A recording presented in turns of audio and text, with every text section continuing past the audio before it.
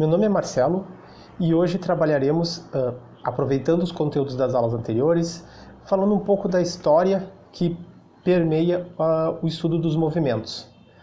E nós utilizaremos, no caso, o cientista Galileu Galilei para fazer parte desse trabalho. Inicialmente, podemos colocar como sendo o nome de Galileu, Galileu de Vincenzo Bonaldi de Galilei. Ele viveu de 1564 a 1642. Uma das frases que marca a história de Galileu é "In experimento veritas est", ou "O experimento revela a verdade". Galileu é talvez um dos cientistas mais biografados da história. O dramaturgo alemão Bertolt Brecht, autor também de um poema chamado Aos que Vão Nascer, importantíssimo no nosso momento atual político, chegou a produzir 3 versões de sua peça mais famosa, Galileu Galilei.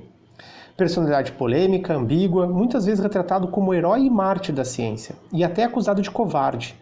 Galileu tem o mérito de deixar à posteridade o modelo da experiência e da mensuração como requisitos básicos para interpretar o universo que nos cerca. Com certa licença, poderíamos dizer, o experimento revela a verdade, como sugeriu o título acima. Embora ele tenha iniciado ainda jovem na pesquisa científica, seu período mais notável ocorreu com idade avançada. Sua obra, Discursos, publicada quando ele estava com 74 anos de idade, de maior envergadura científica que os demais, mas não a de maior impacto, foi um dos ombros gigantes sobre os quais Newton se ergueu para ver mais longe, conforme a famosa frase de Newton já. É difícil isolar a obra de seu contexto social, e talvez nem haja sentido em tal procedimento, uma vez que é das circunstâncias que emerge o trabalho de cientista. Talvez a história fosse outra se Galileu, já apostando no heliocentrismo de Copérnico, não tivesse saído de Veneto, onde gozava de prestígio, tinha as amizades, e se transferido para Florença, na Toscana, região mais sujeita à influência papal, mas na qual ele recebeu a ambicionada nomeação de filósofo e matemático. Mas já estamos até nos passando. Vamos voltar um pouquinho, então, e conhecer a história e a ideia de Galileu. Para a estrutura de nossa aula, imaginamos 4 pontos importantes para ser explicado essa história acerca dos movimentos. Faremos uma explanação sobre ciência, generalizando os fatos, a origem especificamente de Galileu, a carreira científica e os métodos científicos aplicados e discutidos nas nossas aulas anteriores. Uma explanação. A ciência, ela não é uma ciência neutra. Desde as épocas antigas até hoje, nós não concluímos uma ciência como neutra. Ela sempre tem uma interpretação, uma ideia, um objetivo. E nesse momento é que nós conseguimos a questão de apoio para uma construção científica.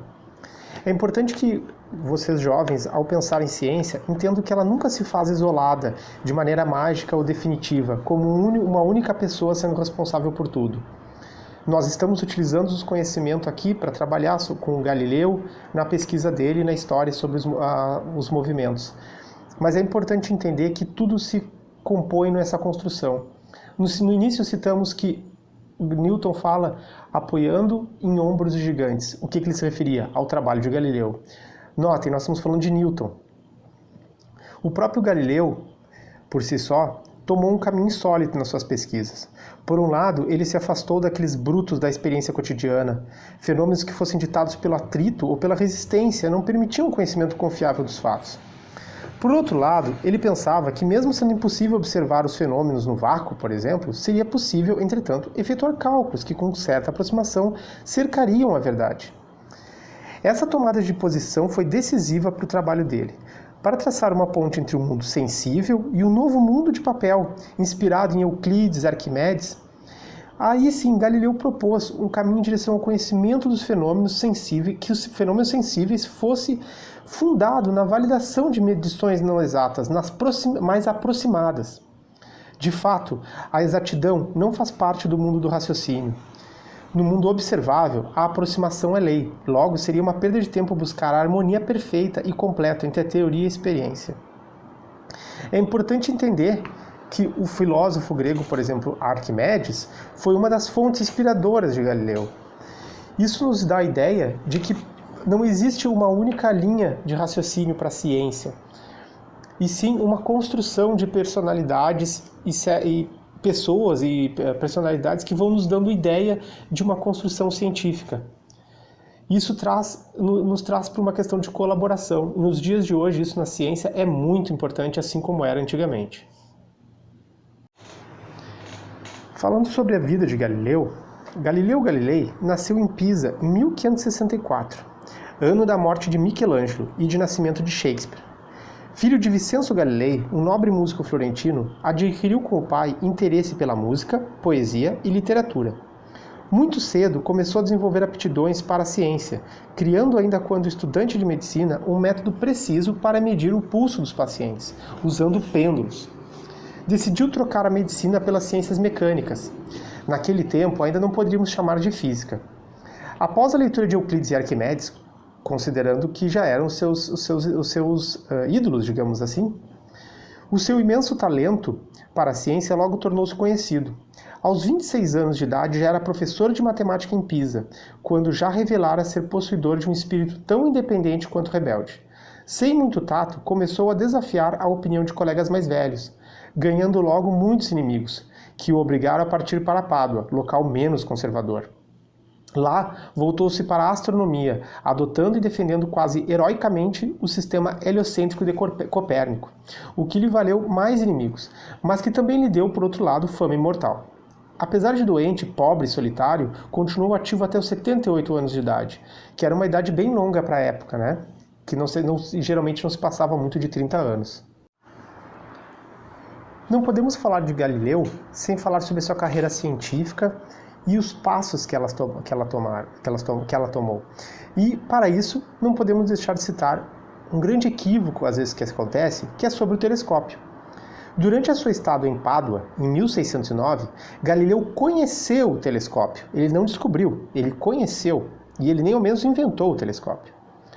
Quase da noite para o dia, ele desenhou o seu próprio, para aumentar 3 vezes o tamanho aparente de um objeto observado, e em breve outro com o poder de ampliá-lo 10 vezes. Ou seja, ele melhorou um objeto para o uso que ele deu, e não necessariamente o inventou. Por fim, ele construiu um instrumento com ampliação de até 30 vezes. A importância de Galileu na história do telescópio deve-se ao fato de ele ter empregado cientificamente esse instrumento, que até o momento, um holandês, que foi responsável pela sua criação, foi inicialmente utilizado para a guerra, para poder observar os navios à distância. Por volta de 1610, ele publicou o seu Mensageiro Sideral, livro no qual atribui a si próprio o papel sugerido no título, ou seja, de um mensageiro ou guardião da verdade vinda dos céus, e em que revela suas observações astronômicas de maior importância. É neste livro que Galileu descreve que a Lua tem montanhas e crateras, argumento que será decisivo contra a perfeição dos céus defendido pela ciência grega. Descobriu que a Via Láctea era constituída por uma miríade de estrelas, e acima de tudo que Júpiter era acompanhado em sua órbita por 4 pequenas luas. Essa descoberta era realmente importante, pois ter satélites não era um privilégio apenas da Terra, e além do mais, arrastá-los contrariava o argumento aristotélico de que se a Terra se movesse, deixaria a Lua para trás. A Terra deixava assim de ser o centro estático e privilegiado do universo. Estudando a estrutura da mecânica em si, a partir de 1593, Galileu examinou as características do movimento, baseando-se em 3 ideias fundamentais. A primeira era a noção de velocidade de um corpo. Seu valor seria, tradicionalmente, ligado ao peso do objeto e à resistência do meio, mas as previsões estavam em desacordo com as observações. A segunda ideia era que, em um sistema ideal, nenhuma força seria necessária para manter um corpo em movimento retilíneo a uma velocidade constante. A terceira ideia implicou uma reviravolta completa quando as relações entre previsões teóricas e verificações experimentais, a previsão teórica seria elaborada com base em argumentos vindos do mundo de papel, ou seja, teórico neste caso, e confirmada quando os resultados das experiências sensíveis, neste caso os experimentos, fossem razoavelmente próximos dos valores previstos. Tal percepção da relação entre teoria e observação só poderia acontecer caso esta não se limitasse a um conjunto de experiências realizadas com a ajuda dos sentidos e de alguns instrumentos de medição. Neste caso, se fez necessário determinar quando um resultado experimental era exato. Qualquer pessoa conseguiria observar a queda de uma esfera e afirmar que ela se desloca rapidamente. mas a medição de sua velocidade era algo mais delicado. Lembrando, nós estamos falando de uma época onde nós não tínhamos conceitos, nem mesmo o nome de física que nós temos hoje. Em outras palavras, a concordância entre essas duas ideias deveria se fundamentar em uma avaliação numérica, o que impunha a descoberta de um meio para avaliar a velocidade do corpo em função do tempo de deslocamento e do espaço percorrido, conforme nós vimos nas aulas anteriores. Não era uma tarefa fácil, já que o sistema de cálculo utilizado na época por Galileu não permitia que se raciocinasse em termos de relação entre grandezas diferentes de diferentes tipos, como distância, intervalo de tempo, questões que hoje parecem banais, mas na época não suscitavam respostas claras e evidentes. Dois exemplos ilustram esse caso de maneira bem marcante. A qual velocidade se deslocaria uma bola de ferro suspensa por um fio e animada por um movimento pendular? E qual a velocidade dessa mesma bola quando ela percorre 1 metro em queda livre? Bom, estudemos a segunda questão, então, neste caso, e voltemos a 1604, ano em que marcou o início deste relato. Galileu pensava ter encontrado um dispositivo eficaz para obter informações sobre velocidade. Conforme a ilustração, evidentemente uma idealização, deixara cair uma esfera de uma certa altura e avaliara a profundidade da marca deixada pelo objeto em uma superfície deformável, como a cera. Imaginemos o que iríamos concluir caso precedêssemos da mesma maneira. Como Galileu, observaríamos que a cavidade formada pela massa da cera seria tanto mais profunda quanto maior fosse a altura da queda. Teríamos, então, uma razão para acreditar que a intensidade do choque responsável pela deformação nos informaria sobre a velocidade de impacto da esfera sobre a cera. Sabemos hoje em dia que o tamanho da deformação não é proporcional à velocidade do objeto no instante em que ela bate na cera, mas ao quadrado da velocidade, ou seja, à sua energia cinética. Contudo, se ignorássemos as leis da dinâmica, seríamos tentados a crer que a velocidade cresce proporcionalmente à altura da queda. Galileu também chegou a essa conclusão. Ele ficou tão convencido que esse resultado, um princípio absolutamente indubitável obtido, segundo ele, por via experimental, e do qual deduziu uma lei de importância excepcional. Galileu expressou-se nesses termos. O princípio era o seguinte: o objeto móvel natural vai aumentando sua velocidade na mesma proporção em que se distancia de seu ponto de partida. Galileu tornaria mais claro o significado dessa frase por meio de uma figura e de um comentário. Conforme a ilustração no slide, no primeiro quadro, o segmento traçado ao longo da vertical, ABC, teria que ter um D ali ao lado, mas está para baixo, mas enfim, aquele primeiro triângulo, ele representa o espaço percorrido por um objeto que cai do ponto A. Raciocinando sempre em termos de relação, podemos dividir o grau de velocidade que o objeto possui quando está no ponto C e o grau de velocidade quando está no ponto B. O princípio indubitável tomado por Galileu diz que essa relação é igual ao quociente AC dividido por AB.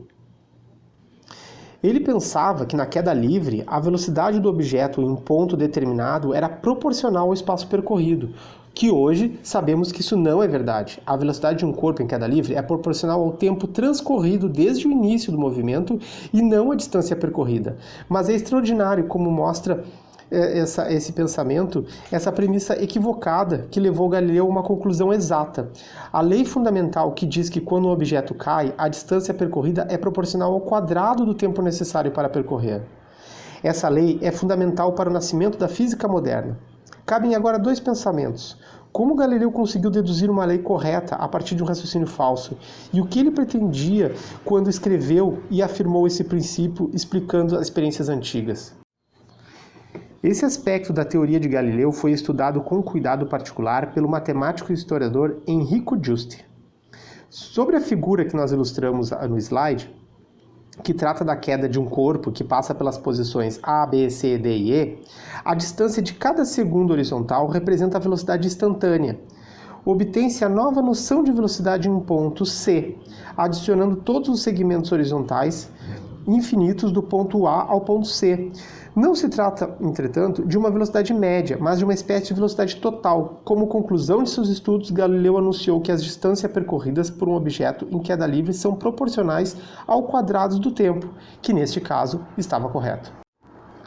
Essa é a história do termo velocidade, da maneira como o utilizamos todos os dias. Acreditamos que a palavra está destituída de qualquer mistério. As contorções da demonstração de Galileu ilustram como certos conceitos de utilidade corrente, desde que sejam analisados com cuidado, se revelam problemáticos. É um pilar da ponte que liga o mundo do papel, nascente, ao mundo sensível, os experimentos. Todavia, para quem o levar em conta, para quem considerasse, muitos fenômenos que pareceriam evidentes tornam-se problemáticos também neste caso. Explicando a questão da igualdade em relação aos movimentos, imaginemos o seguinte: conforme as ilustrações, nós temos aqui um pêndulo, certo? E 3 posições em relação ao movimento dele. Tá? Eu não sei se é possível enxergar de maneira clara, mas eu acredito que sim. A explicação da igualdade dos tempos de queda vem de que a aceleração é proporcional ao cosseno do ângulo do plano inclinado em relação à vertical e de que o comprimento da corda é também proporcional ao cosseno do ângulo.